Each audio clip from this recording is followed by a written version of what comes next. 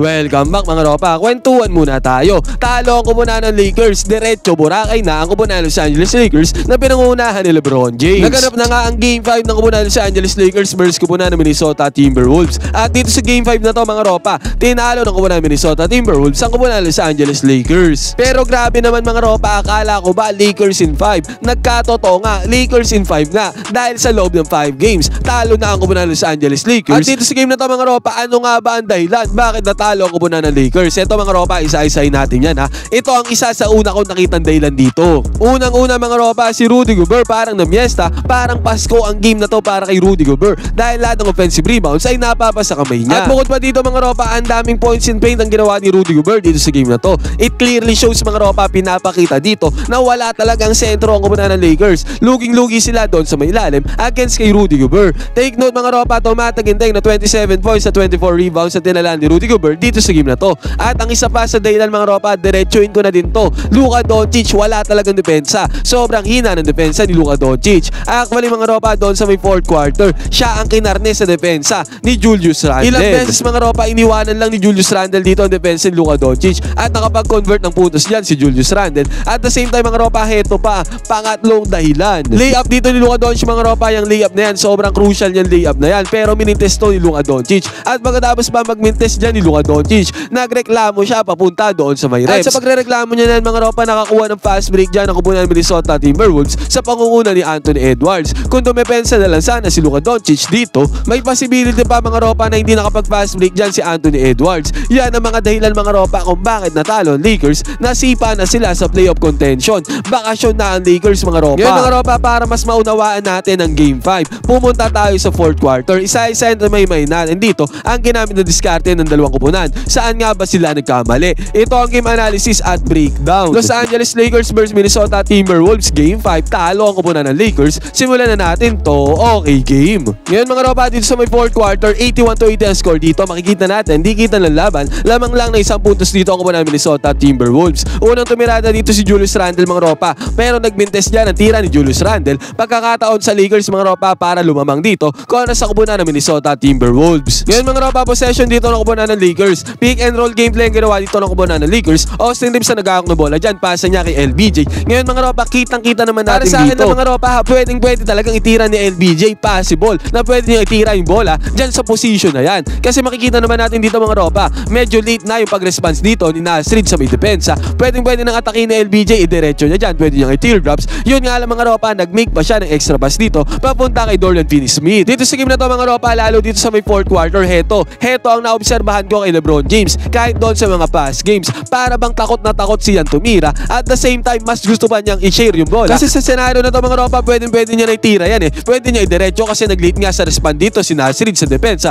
Pwede niya ring i-teardrops. Pero mas ginusto niya mga ropa, mas pinili niya na i-swing yung bola papunta kay Dorian Finney-Smith sa may open 3-pointer. Hindi ko naman sinasabi mga ropa na mali ang desisyon ni LBJ dito na ipasa pa yung bola papunta kay Dorian Finney-Smith. Open naman niya si Dorian Finney-Smith mga ropa. Ang sinasabi, pinupunto ko lang dito mga ropa, yung killer mentality ba ni LBJ na kung saan sa mga gantong moment kailangan nagte-take over move siya. Kasi kitang-kita na natin mga ropa, enough space na yan at lapit na ni LBJ sa may ring. Pero mas pinili ba nga niya ipasa yung bola kay Dorian Finney-Smith sa may 3-point area. Mintes tuloy ang tirada ni Dorian Finney-Smith sa may 3-point area. Basket is not good. At eventually mga ropa, nag-open na pa to sa opportunity sa fast break ng kupunan ng Minnesota Timberwolves. Finaul na lang ni Austin Reeves dito si Nasrid sa may fast break. Isang free throw ang ipasok dyan ni Nasrid. At dito sa possession na to ng Minnesota Timberwolves ng ropa, nagmintes ang tirada nila sa may 3-point area. Actually mga ropa, swerte nga ang kupunan ng Lakers dito sa fourth quarter na to. Kasi 18 sunod-sunod na 3-pointer ang minintes dyan ang kupunan ng Minnesota Timberwolves. Pero still mga ropa, hindi nga yun nakapitalize ang kupunan ng Lakers.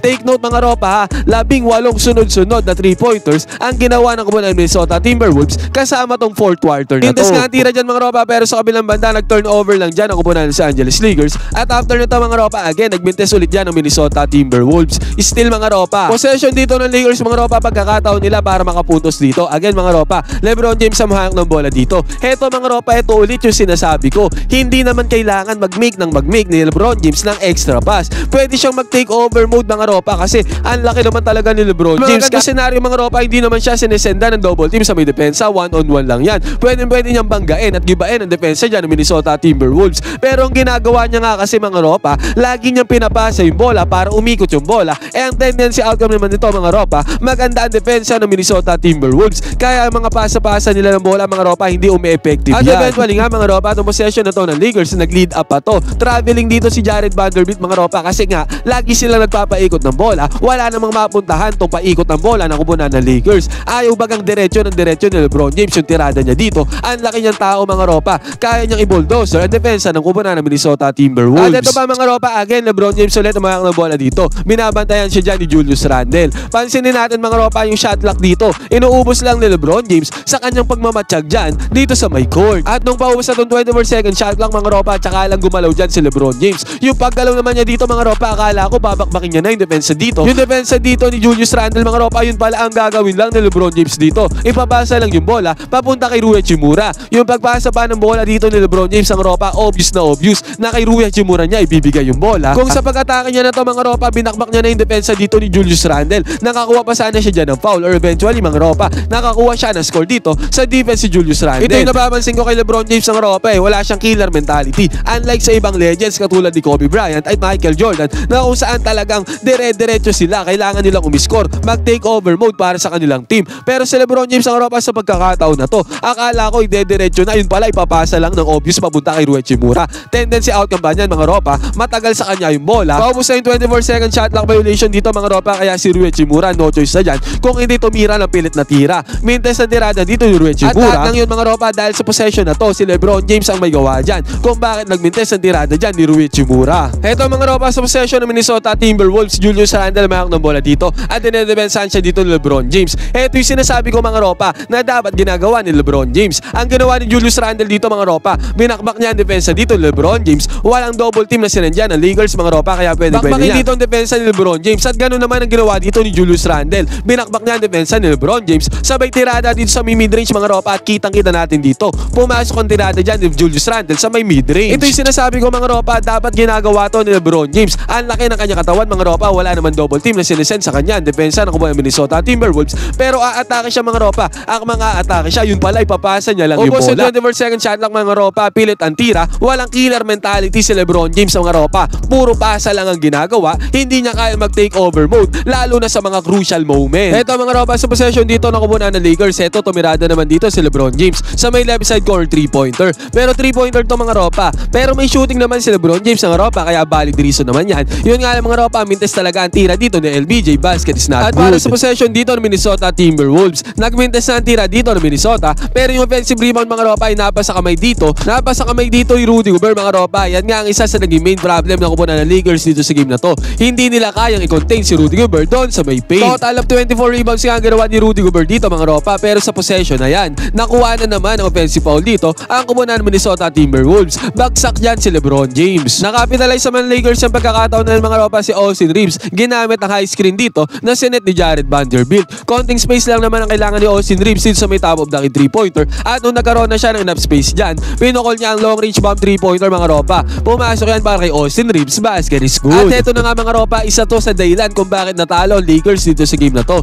Sa pagkakataon na to mga ropa, Julius Randle ang mayak ng bola. At pansinin natin kung sino dumedepensa sa kanya dito, si Luka Doncic. At easy lang mga ropa, na iwanan kaagad ni Julius Randle dito ang depensa ni Luka Doncic dito sa may ibabaw. May sinuhubok naman mag-close out dyan ng Lakers doon sa may ilalim. Yun nga lang mga ropa, nakabuelo na dyan si Julius Randle dahil nga madali niya lang iniwanan ang depensa ni Luka Doncic doon sa may ibabaw. Hindi man naipasok ni Julius Randle ang tirada dyan sa may layup mga ropa, pero nakakuha siya dyan ng foul. Pareho niya naipasok ang free throws dyan mga ropa. At after nito mga ropa, sa possession ng kupunan ng Lakers, nakakuha din ng foul dyan si Luka Doncic, pero isang free throw lang ang naipasok ni Luka Doncic. At after nito mga ropa, good stop ang ginawa dito ng kupunan ng Lakers. At sa good stop na yan, nakapitalize naman ni Luka Doncic ang pagkakataon na yan. Nakakuha siya ng mahirap na tira dito sa may mid-range mga ropa. Basket is good para kay Luka Doncic. Kung kahit sa pagkakataon na to mga ropa, naging 88-87 na score. Lamang na isang puntos dito ang kupunan ng Los Angeles Lakers. Pero sinabi ko nga sa inyo mga ropa, ang bumabantay dito kay Julius Randle ay si Luka Doncic. Again mga ropa, mabilis lang iniwanan ulit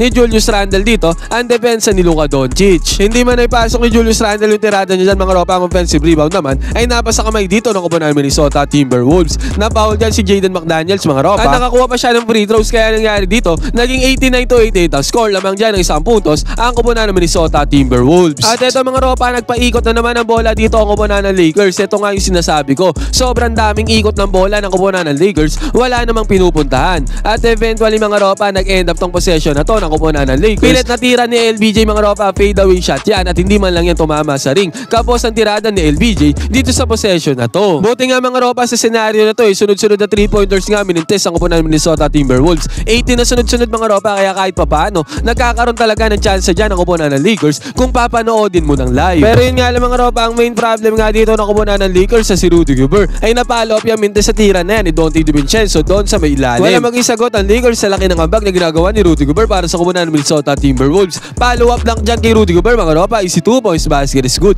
At agad mga ropa, possession dito ng koponan ng Lakers, pick and roll play dito ni Luka Doncic at LeBron James. Pero agad mga ropa, hindi na naman tinirada, dinerecho ni LeBron James ang tira dyan sa may pick and roll play na yan. Bagkus mga ropa, pinasa niya papunta kay Maxi Kleber. Mintes naman ang tira dito ni Kleber mga ropa. Pero offensive rebound mga ropa nakuha dito ni LBJ. Again mga ropa, awkward shot ang ginawa dito ni LBJ sa may mid-range. Basket is not good para kay LBJ. At sabi ko nga sa inyo mga ropa, buti na lang talaga ang mga 3-pointers sa koponan ng Minnesota Timberwolves ay nagmimintes sa pagkakataon na to. Another mintes na naman ang ginawa dyan ng Minnesota Timberwolves. At sa possession ng koponan ng Lakers mga ropa, nagmando dito si Luka Doncic. Pero hindi niya kayang i-shake off dito ang depensa ng Minnesota Timberwolves. Bigay niya kay LBJ. Si LBJ naman, agarang binalik yung bola papunta kay Luka Doncic. Mintes ang tirada dito sa may top of the key 3-pointer. Sinubukan na naman mag 3-pointer ni LBJ mga ropa dito sa may left wing 3-pointer. Pero again mga ropa, mintis yan. At sa possession ng Minnesota Timberwolves mga ropa, nakakuha ng 2-pointer dito si Julius Randle. Kaya ang nangyari dito mga ropa, naging 93-88 ang score mga ropa. Pero sa pagkakataon na to si LeBron James, sa wakas mga ropa, nakapasok din ang kanyang tira dito sa may 4th quarter. Ito na ang kauna-una ang score ni LBJ dito sa may 4th quarter mga ropa. Itong left side 3-pointer na to mga ropa, dahil dyan naging 93-91 ang score. Sa possession ng Minnesota Timberwolves ang ropa, Julius Randle again mga ropa, again sa depensa ni Luka Doncic. At again mga ropa, ang dali lang iniwanan ni Julius Randle ang depensa ni Luka Doncic. Easy lang mga ropa, nakapagpundar agad dyan ng easy 2 points si Julius Randle again sa defense si Luka Doncic. At dahil dyan mga ropa, naging 95-91 ang score at possession dito ng koponan ng Lakers. At ito mga ropa, ito yung sinasabi ko pa na isa. Matake dito si Luka Doncic, nagkaroon siya ng easy layup dito mga ropa. Pero minintes si Luka Doncic ang tirada niya dyan sa may easy layup. At pagkatapos ng crucial na mintes na to, nagreklamo pa si Luka Doncic sa referees. At sa pagrereklamo niya dyan mga ropa, naka-pass break na ang koponan ng Minnesota Timberwolves. Easy 2 points na nagawa dito ni Anthony Edwards. Basket is good. At dahil dyan mga ropa, naging 97-91 ang score. Naka 3-pointer naman dito si Rui Hachimura mga ropa, pero yung 3-pointer na yan, binawi agad yan ni Mike Conley sa may right side court 3-pointer. 18 na sunod-sunod na 3-pointers nga minintes dito ng koponan ng Minnesota Timberwolves. Pero itong 3-pointer na to ni Mike Conley ay pumasok para sa kanya. At dito mga ropa, si Austin Reeves nakakuha din ng open layup dito sa may ilalim. Pero agad mga ropa, mintes din ang layup dito ni Austin Reeves. Dalawang crucial na layup ang minintes dito ng koponan ng Lakers. At eventually mga ropa, dahil sa mga crucial na mintes yan at sa mga maliliit na detalye na binanggit natin, nanalo ang koponan ng Minnesota Timberwolves 103-96. Laglag na ang koponan ng Lakers. See you next year para sa koponan ng Lakers. Abante na ang Minnesota Timberwolves sa second round. Hinihintay nila mananalo sa serye ng Houston Rockets versus Golden State Warriors. Ngayon mga ropa, ano masasabi nyo dito sa crucial game na to ng koponan ng Lakers kontra sa Minnesota Timberwolves? Pwede kayo mag-comment dyan sa baba ng inyong opinion. Magkwentuhan tayo.